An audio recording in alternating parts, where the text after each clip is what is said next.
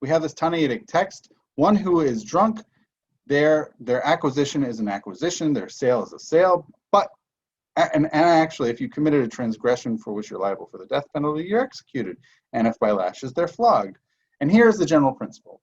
One is like a sober person in all matters, except they are exempt from prayer. So basically, whatever you do, you're still like any other person while drunk, except you have an exemption from prayer.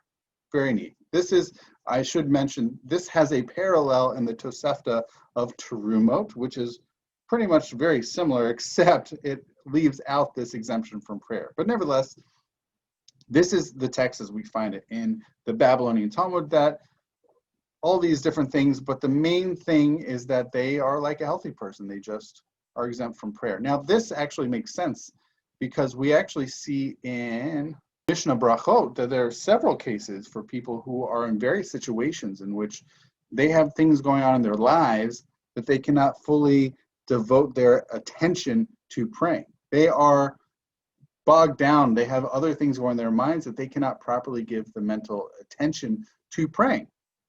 Well, guess what?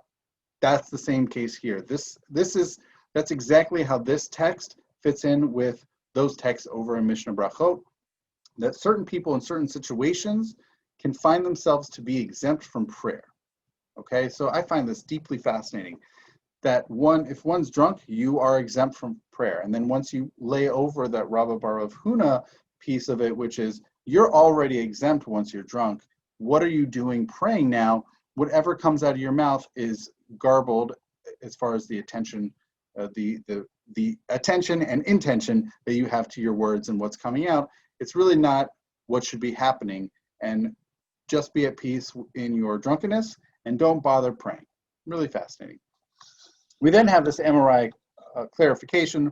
Rabbi Chanina said they only taught this text that we just mentioned when one has not reached the state of intoxication of lot, which is a really significant intoxication in chapter 19 in the book of Genesis. However, if he reached the state of intoxication of lot, he's exempt from all liability. So there's regular drunkenness, and then there's the intoxication of lot.